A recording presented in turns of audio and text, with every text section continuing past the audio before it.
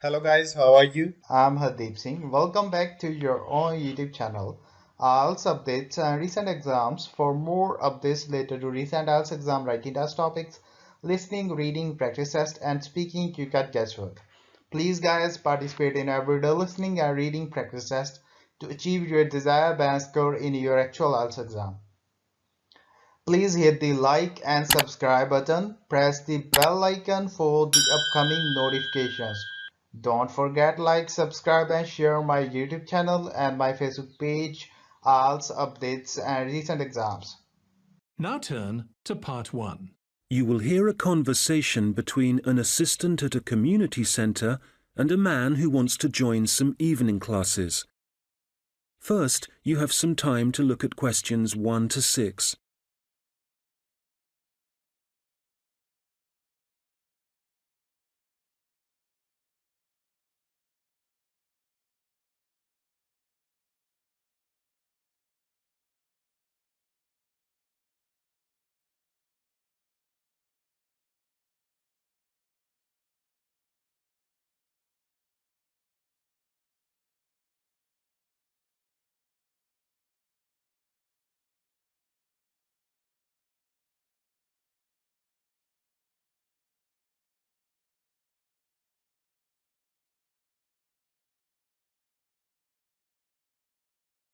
Hello, Eastwood Community Centre. Oh, hello. My name's Andrew Dyson. I'm calling about the evening classes you offer. OK, Mr Dyson. Are there any classes in particular that you're interested in? Yes, you've got a class called Painting with Watercolours, I believe. That's right. It's a popular class, so this term it'll be moving to the hall, so they've got more room. Right. I know it's on Tuesdays, but what time exactly? It was 6:30 last term, but let me just have a look at the details. OK, it'll be 7:30 this time. Probably it suits more people. Well, it's my wife who's really interested, and that'll be good for her because she's home from work by 7:15. That'll give her just enough time to get there. What does she need to bring? OK, well, paints are provided by the tutor, I know that. The information says she'll need just a jar for water and some pencils for drawing. There are also lots of aprons here, so she needn't worry what she's wearing. And the cost for 4 classes is $45, including paints, as I said. OK. Now, we're both quite keen on the Maori language class. There are spaces on the next course, so you could join that. Oh, good. Which room will that be in? When you come in through the entrance of the community centre building, you'll need to go straight up the stairs in front of you, all the way to the top, and it's the small room you'll find there. I see. All right, and let me just check when it's starting. I heard from someone that the July course has been delayed until August. I'm afraid so, and we're halfway through the June course at the moment, so there's not much point you taking that. I guess we'll have to wait then. Well, when you do come, the tutor recommends bringing a small recorder with you, just so you can listen again later. And the cost for 5 classes is currently $40. OK, useful information to know. There's one more class I'm interested in. That's the digital photography class. Oh, I've taken that class myself. The tutor's very good. That'll be in room 9, and it's starting in 2 weeks' time, in the evening, every Wednesday at 6 o'clock. Obviously I need to bring the camera with me. I suppose it'd be useful to have the instructions that go with the camera too? I'd say so. Some people bring along a lot of accessories like extra lenses, but there's really no need for this class. It's mainly focusing on composition, really, and getting the most out of the basic camera. That's exactly what I need. And how much does it cost? Let's see. For 4 classes, it's $35. But if you take 8, it works out as $55. So you're making a bit of a saving. $15, that is. I see. Before you hear the rest of the conversation, you will have some time to look at the questions 7 to 10.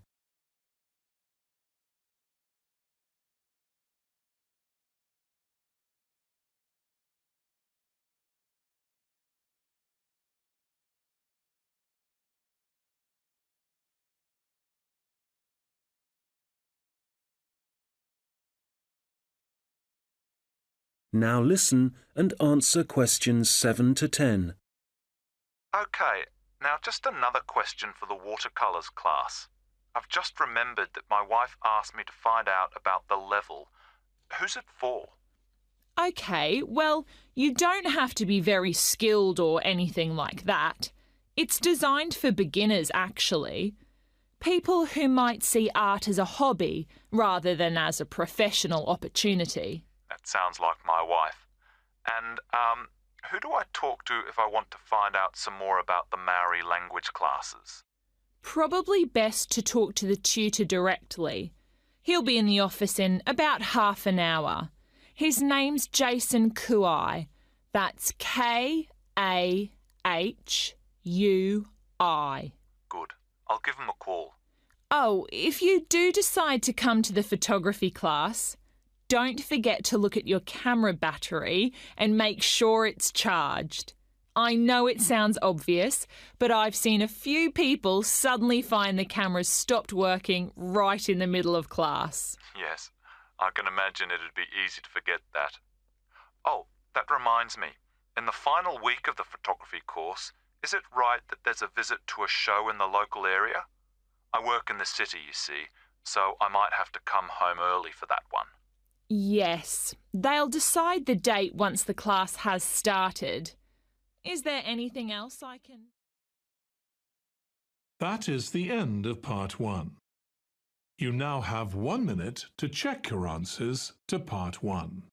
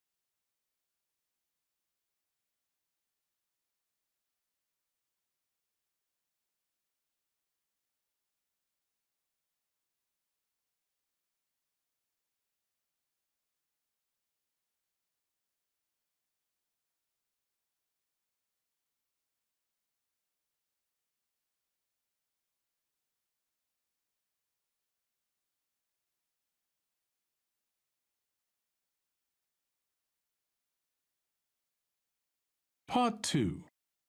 You will hear a project manager talking to voluntary workers about the tasks that need to be done. First, you have some time to look at questions 11 to 14.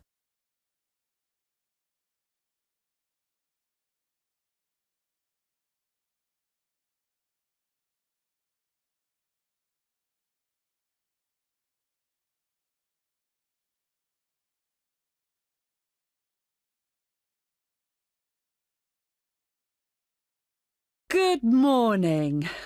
It's great to see so many people here. Thank you all very much for coming. Well, as you know, the community gardens at Hadley Park are really not looking as good as they should. Quite bad, really. And although the local council has a budget to deal with some of the problems, we do need volunteers for other tasks. If you don't mind, I'm going to divide you into 2 groups. So everyone on this side of the room is Group A, and the rest of you are Group B. So, Group A, there are a couple of things we'd like you to help with. First of all, don't worry about any litter or empty bottles you see lying about. One of the local schools has offered to help out with that as part of their own environmental project. The priority for you will be to give us a hand with the new wooden fencing. It needs constructing along parts of the bicycle track, as there are parts which have now fallen down or broken, as I'm sure you've seen. You've probably also noticed that some of the pathways that come from the bicycle track are quite narrow, and there are plans to make them wider, but the council will be dealing with that later in the year. And they've also promised to produce some informational signs about the plants in the gardens. Hopefully, they'll be up in a few weeks' time. The other thing we're doing is getting rid of some of the foreign species that are growing in the gardens and putting back some native plants and trees. So you'll be doing some digging for us and getting those into the ground. So, Group A, there's some items you'll need to bring along with you. I was going to say raincoats, but the forecast has changed, so you can leave those at home. I'd definitely recommend a strong pair of boots. Waterproof would be best. It's quite muddy at the moment, and your own gloves would also be advisable. Tools will be available, spades and hammers, that kind of thing. You just need to make sure they go back in the trucks. And, there's no need to worry about food and drink, as we'll be supplying sandwiches and coffee, possibly some biscuits even. Before you hear the rest of the conversation, you will have some time to look at the questions 15 to 20.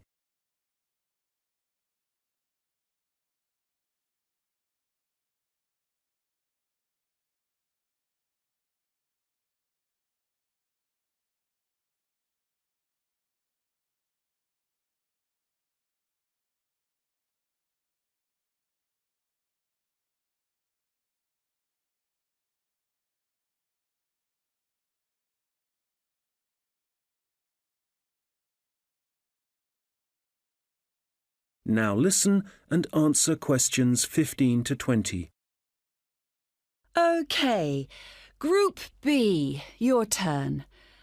Does everyone have a copy of the plan? Oh, great. OK. We'll all be meeting in the car park. That's on the bottom of the plan. See? Now, if you've been assigned to the vegetable beds, to get there, you go out of the car park and go up the footpath until you reach the circle of trees. There they are, in the middle of the plan. And you see that the footpath goes all the way around them. Well, on the left-hand side of that circular footpath, there's a short track which takes you directly to the vegetable beds. You can see a bamboo fence marked just above them. All right? OK, if you're helping out with the beehives, pay attention. Look again at the circle of trees in the middle of the plan and the footpath that goes around them.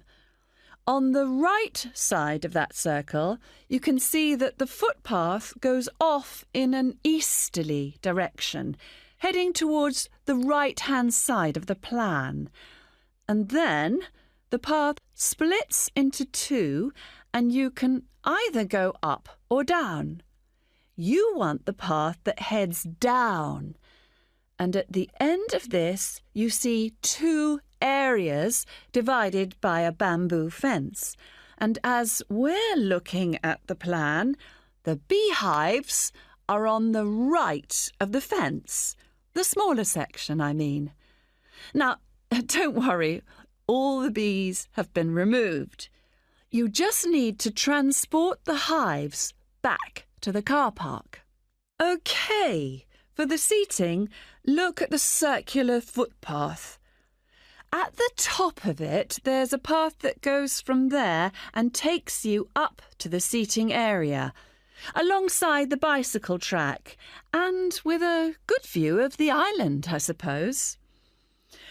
OK, if you're volunteering for the adventure playground area, let's start from the car park again and go up the footpath, but then you want the first left turn. Go up there and then you see there's a short path that goes off to the right. Go down there and that's the adventure playground area, above the bamboo fence. That fence does need repairing, I'm afraid. Right, what else? Oh yes, the sand area. We've got that circular footpath in the middle. Find the track that goes east, towards the right-hand side of the plan, and where that track divides, you need the little path that goes up towards the bicycle track. The sand area is just above the bamboo fence there. And finally, the pond area. So it's on the left-hand side of your plan, towards the top, just above the fruit bushes and to the left of the little path. OK, as I said already. That is the end of part 2. You now have 30 seconds to check your answers to part 2.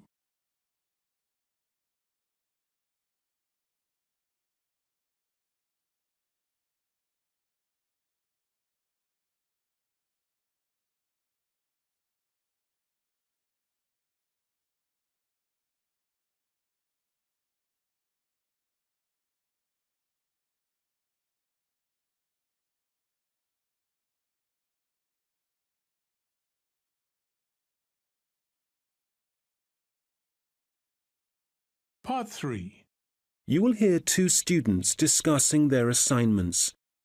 First, you have some time to look at questions 21 to 26.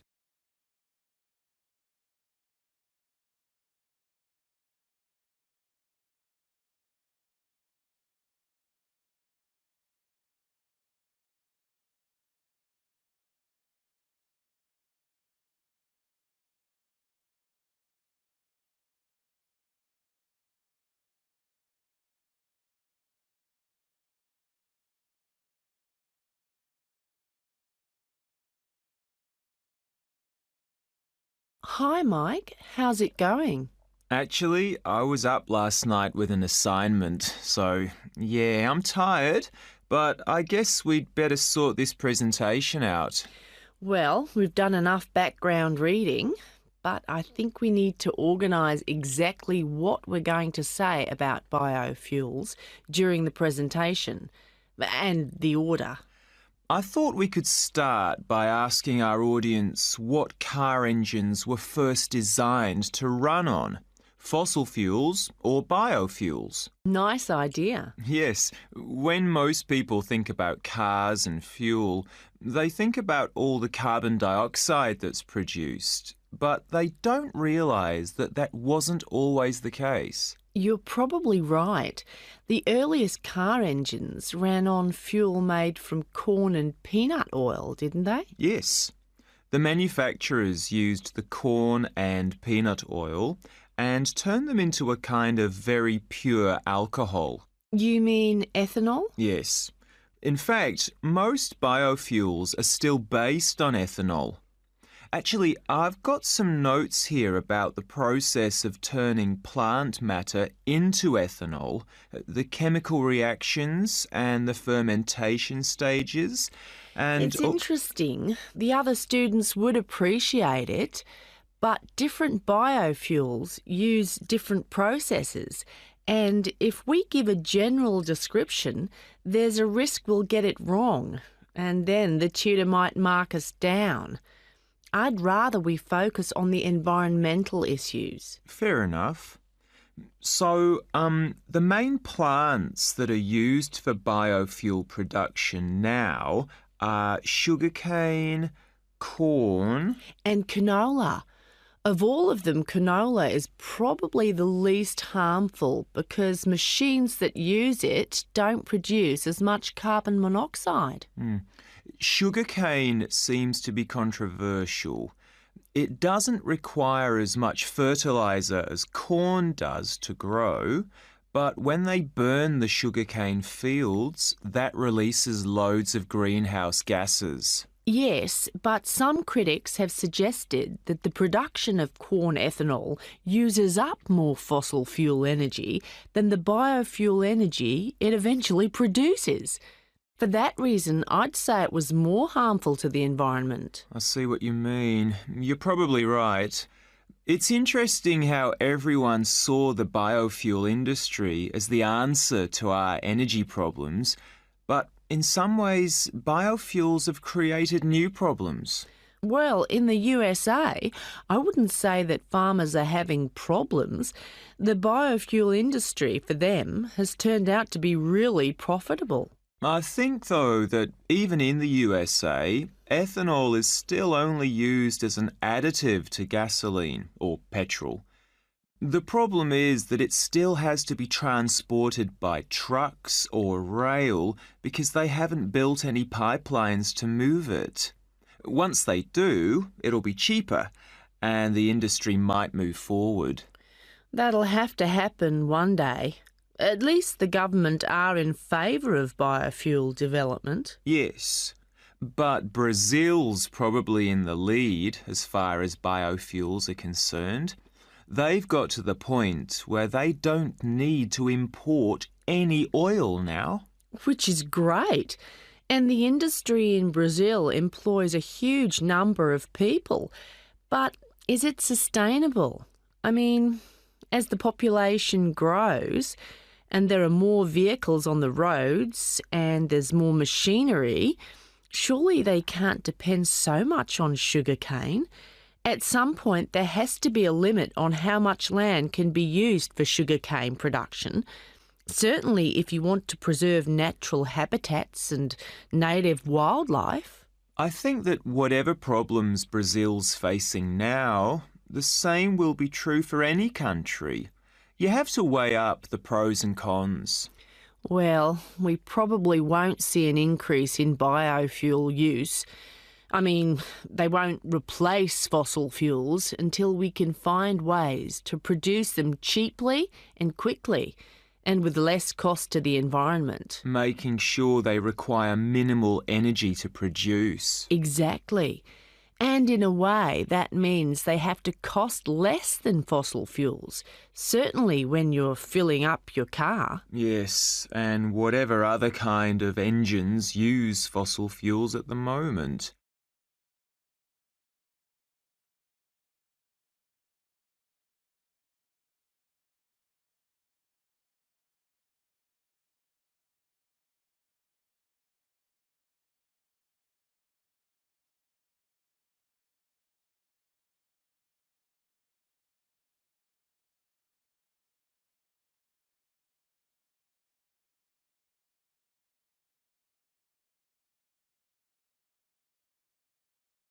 Now listen and answer questions 27 to 30.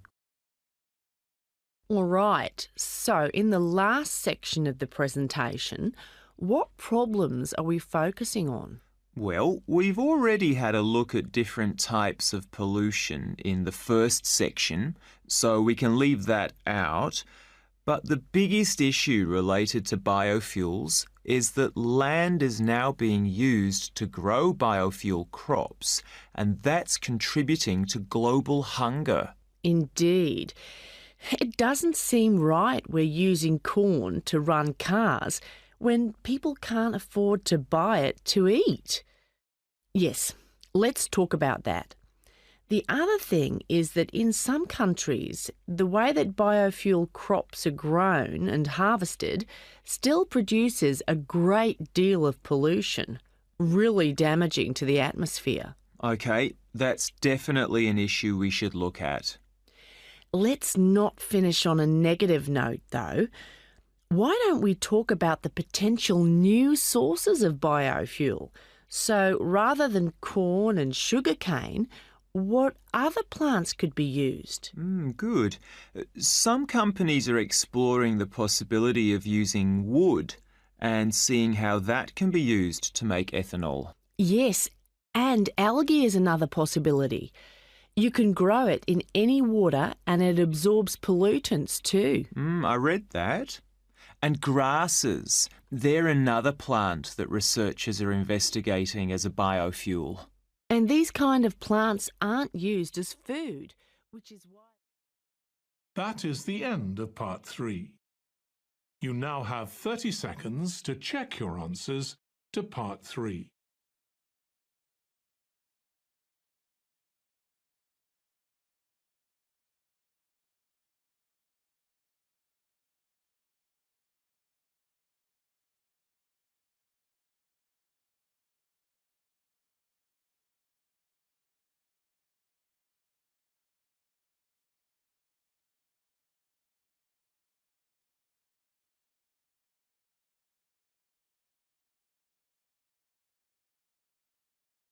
Part 4.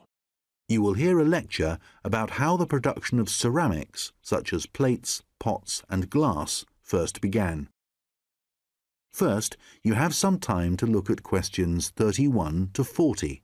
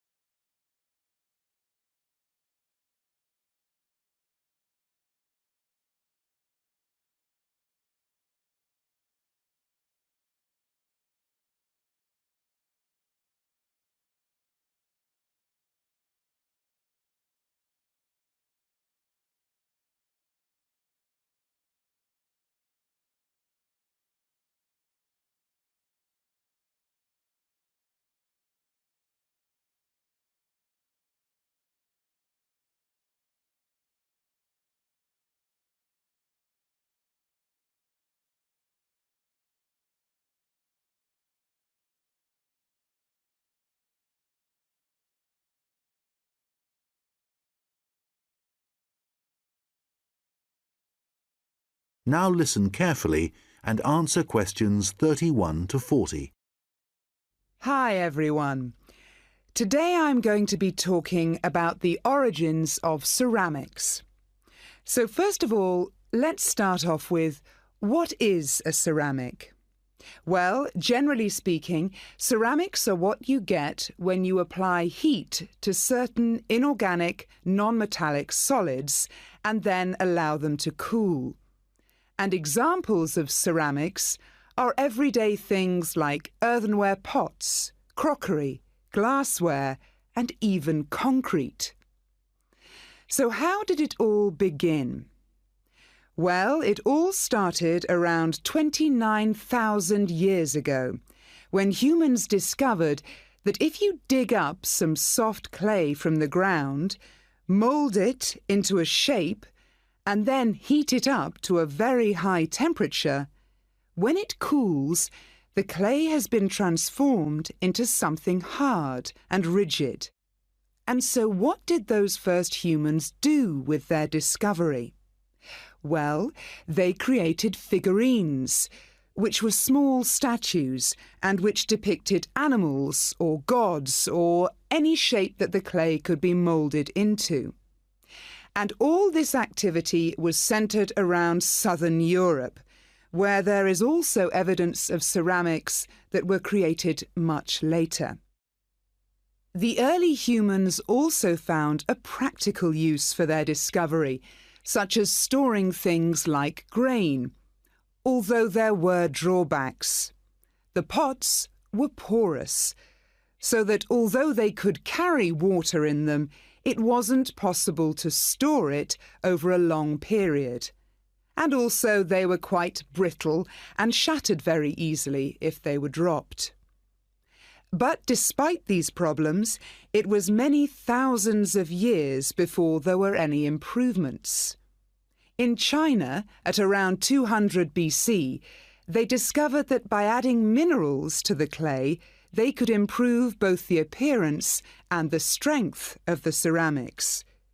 But it took nearly 1,000 years before they perfected the process to produce high-quality ceramics known as porcelain. And once they had perfected the process, they kept it a secret for another 1,000 years. Compared to the first ceramics, porcelain was lighter, finer, harder, and whiter, and became an important commodity in China's trading with the rest of the world for hundreds of years. In fact, it became so valuable that it was known as white gold, and spies were sent to China to discover what they did to the clay to produce such high-quality merchandise. It wasn't until the 18th century that the secret began to unravel. A German alchemist called Johann Friedrich Böttger was asked by the king to make gold out of lead. Unfortunately, Böttger failed to achieve this and soon gave up. But in order to please the king, he attempted to make high-quality porcelain. And after many years of experimentation, he discovered that by adding quartz and a material called China stone to very high-quality clay, he managed to get the same results that the Chinese had been achieving for the last 1,000 years.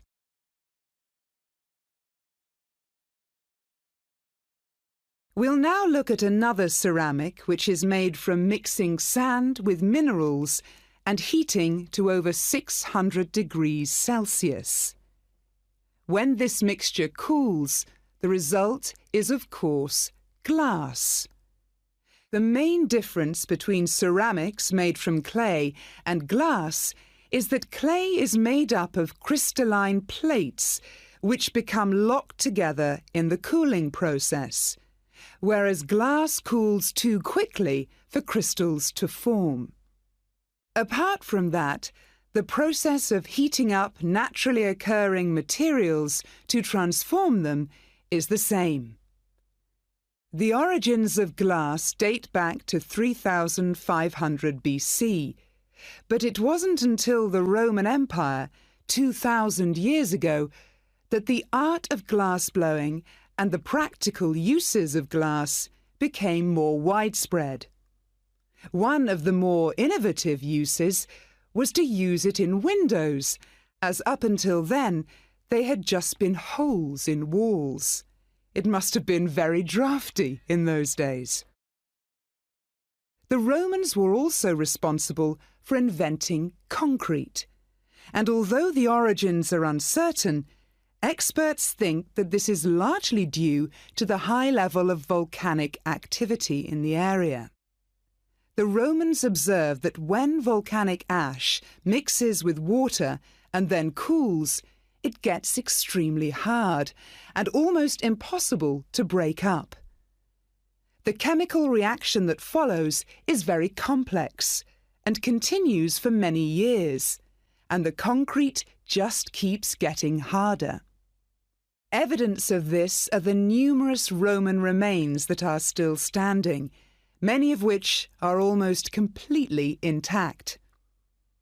One of the most important facts about concrete for the Romans was that it can be created underwater. As the Roman Empire grew, the Romans needed to take control of the seas, and for this they needed to build harbours capable of holding a fleet of ships. Pouring concrete mixture into the sea immediately started the hardening process, and rather than just dissolving in the mass of water, the substance was tough and long-lasting. This strange characteristic of concrete made a significant contribution to the success of the Roman Empire. That is the end of part 4. You would now have 10 minutes to transfer your answers to the answer sheet. So guys, don't forget like, subscribe and share my YouTube channel and my Facebook page. IELTS updates and recent exams. For more updates related to recent IELTS exam writing test topics, listening, reading, practice test, and speaking, you got guesswork. Please guys participate in everyday new IELTS listening and reading practice tests to achieve your desired band score in your actual IELTS exam. For more IELTS material, visit my official website www.ieltsupdatesandrecentexams.com. The link is given below in the description. If you need PDF files of latest IELTS material, then please join my Telegram channel. So guys, please write your score below the comment section. Again, thanks for listening. God bless you all guys. Stay tuned, stay safe.